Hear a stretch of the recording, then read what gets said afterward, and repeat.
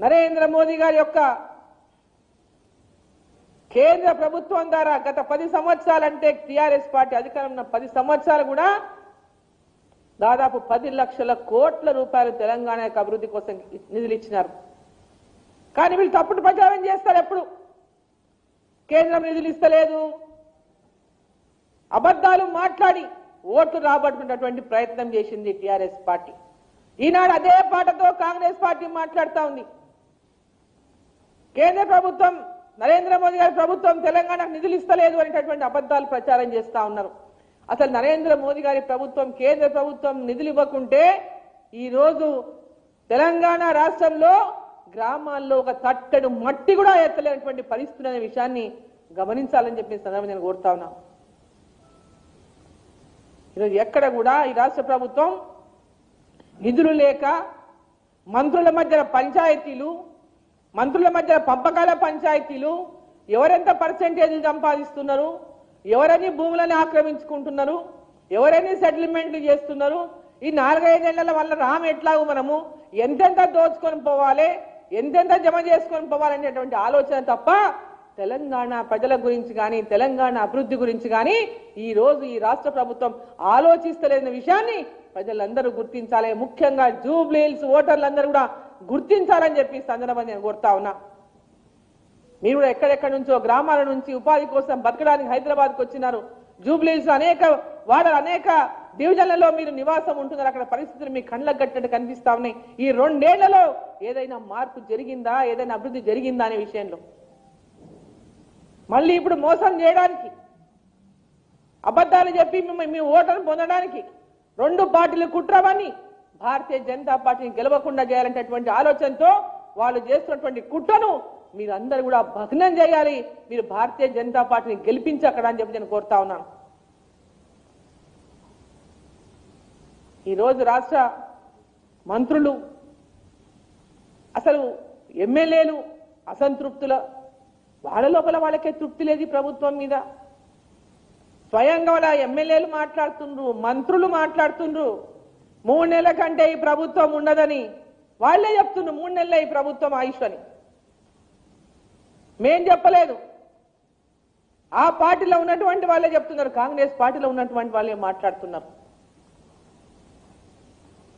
3 నెలలే ఈ ప్రభుత్వం ఉండదు అని. అంటే ఈరోజు ఈ రాష్ట్ర ప్రభుత్వానికి పరిపాలించేటటువంటి శక్తి కోల్పోయిందనేది చాలా స్పష్టంగా ఆ పార్టీలో ఉన్నటువంటి మంత్రులు, ఎమ్మెల్యేలే మాట్లాడుతుంటే, మరి జూబ్లీ హిల్స్ ఉప ఎన్నికల్లో ప్రజలకు సరైన నిర్ణయం తీసుకొని ఈ రాష్ట్రంలో పేద ప్రజల పక్షాన వాళ్ళ సమస్యల పైన గొంతెత్తి మాట్లాడేటటువంటి విధంగా భారతీయ జనతా పార్టీ ఏదైతే ఇవాళ మీ పక్షాన పోరాటం చేస్తా ఉందో, ఇక్కడ కూడా భారతీయ జనతా పార్టీని గెలిపించి మరొక గొంతును అసెంబ్లీలో వినిపించే విధంగా చేయాలని చెప్పి జూబ్లీ హిల్స్ ఓటర్లందరినీ నేను కోరుతా ఉన్నా.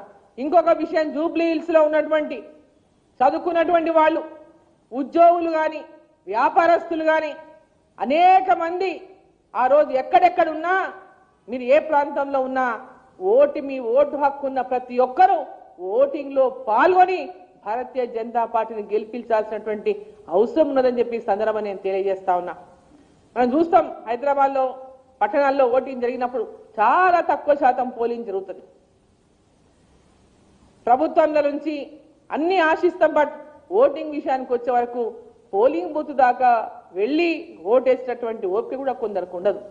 దయచేసి ప్రతి ఒక్కరు కూడా ఓటు హక్కు ఉన్న ప్రతి ఒక్క ఓటర్ను, అన్నను, అక్కను, తల్లిని, చెల్లిని ప్రతి ఒక్కరు నేను ప్రార్థిస్తా ఉన్నా, దయచేసి మీ ఓటు హక్కును వినియోగించుకోండి. ఈ రాష్ట్రం యొక్క అభివృద్ధి కోసం, ఈ దేశం యొక్క అభివృద్ధి కోసం మీ అందరూ మీ ఓటు హక్కును ఉపయోగించుకోనండి. భారతీయ జనతా పార్టీకి అండగా ఉండండి అని చెప్పి నేను మీడియా ద్వారా మిమ్మల్ని అందరినీ, జూబ్లీ హిల్స్ ఓటర్లందరినీ నేను కోరుతా ఉన్నా. ఈ ఎన్నికల్లో భారతీయ జనతా పార్టీ ఖచ్చితంగా విజయం సాధిస్తుందనే విషయాన్ని సందర్భంగా నేను తెలియజేస్తా ఉన్నా. వాళ్ళిద్దరూ అండర్స్టాండింగ్ లో ఉండి భారతీయ జనతా పార్టీ ఏ విధంగానైనా ఓడగొట్టాలనే దుష్ప్రచారాన్ని మీరందరూ కూడా మీ ఓటు ద్వారానే గుణపాఠం చెప్పాలని చెప్పి సందర్భంగా నేను కోరుతా ఉన్నా. ఈరోజు ఈ మీడియా ద్వారా కాంగ్రెస్ పార్టీ కూడా నేను ఛాలెంజ్ చేస్తా ఉన్నా. మీరు అంటున్నారు కదా మేము అది చేసినాం ఇది చేసినామని, మీకు దమ్ము ఉంటే రండి, క్యాంపెయిన్లో మా ఎంబడి నడవండి, అడుగుదాం మీరు ఏమేం పని చేసిండ్రు అక్కడ, ఆ ప్రాంతంలో మీరు ఇచ్చిన హామీలు ఏం నిలబెట్టిండ్రు. 1500 రూపాయలు నెలకు 2500 రూపాయల పెన్షన్, 2500 రూపాయలు ప్రతి మహిళకు 18 సంవత్సరాల దానిలో మహిళకి ఇస్తామన్నారు. మరి అక్కడ ఎవరికన్నా ఇచ్చినా పదండి అడుగుదాం. 4000 రూపాయల పెన్షన్ ఎవరికైనా వస్తుందా పదండి అడుగుదాం. అక్కడ డ్రైనేజ్ వ్యవస్థ కానీ రోడ్ల వ్యవస్థ కానీ ఇండ్లు కానీ వాళ్ళకి గట్టిచ్చిందా పదండి అడుగుదాం. మీకు అసలు ఓటు అడిగే హక్కే లేదు కాంగ్రెస్ పార్టీకి. అక్కడ ఈరోజు ఓడగొడతారంటే భయంతోనే పిరికితనంతోనే ఈరోజు మీరు అజరుద్దీన్ గారిని మరి మంత్రి మండలిలోకి తీసుకుంటున్నారంటే మీ ఓటమి ఖాయమైపోయింది. కాంగ్రెస్ పార్టీ ఓటమిని అంగీకరించింది. కేవలం ఓట్ల కోసమే, ముస్లింల ఓట్ల కోసమే ఇలా అజరుద్దీన్ గారికి మంత్రి పదవి ఇస్తున్నారు తప్ప ఈ యొక్క రాజకీయం అనేది ఇంత అంటే మీరు నిజంగా మీరు చేసిన అభివృద్ధి చూసే ఓట్లు వేస్తారంటే ఈ సమయంలో మీరు ఇవ్వాల్సిన అవసరం లేకుండే. నిజంగా మీరు అభివృద్ధి చేసి ఉంటే మీ అభివృద్ధిని మీ పరిపాలనను చూసే మరి ఎన్నికల్లో మీరు గెలుస్తామనే విశ్వాసం మీకు ఉండుంటే ఈరోజు మంత్రి మండలిలో అకస్మాత్తుగా అజరుద్దీన్ గారిని చేర్చుకుంటామనేటువంటి ప్రకటన వచ్చేదే కాదని చెప్పి సందర్భాన్ని నేను తెలియజేస్తా ఉన్నా. కాంగ్రెస్ పార్టీ ఓడిపోయింది, కాంగ్రెస్ పార్టీ ఓడిపోతుంది, ఓడిపోయింది. కాబట్టి ప్రజలారా, జూబ్లీహిల్స్ ఓటర్లారా, మా విన్నపం భారతీయ జనతా పార్టీకి ఓటేయండి. తెలంగాణ అభివృద్ధిలో మీరందరూ కూడా భాగస్వాములు కండి. మీ అందరి గొంతుకను వినిపించేటటువంటి అవకాశం జూబ్లీహిల్స్ నుంచి మా పార్టీ నుంచి నిలబడిన అభ్యర్థిని గెలిపించి శాసనసభలో మీ గొంతును వినిపించేటటువంటి అవకాశాన్ని ఇవ్వాలని చెప్పి కోరుతా ఉన్నా.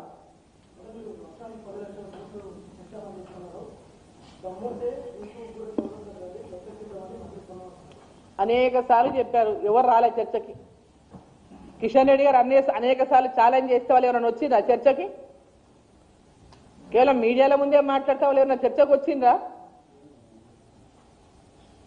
ఈరోజు రోడ్డు మార్గాలు, రైలు మార్గాలు, ఈ రాష్ట్రంలో ప్రతి గ్రామంలో ఎన్ఆర్ఈజీఎస్ నీరుతో సిమెంట్ రోడ్లు, గ్రామ పంచాయతీ బిల్డింగ్లు, అంగన్వాడీ బిల్డింగ్లు,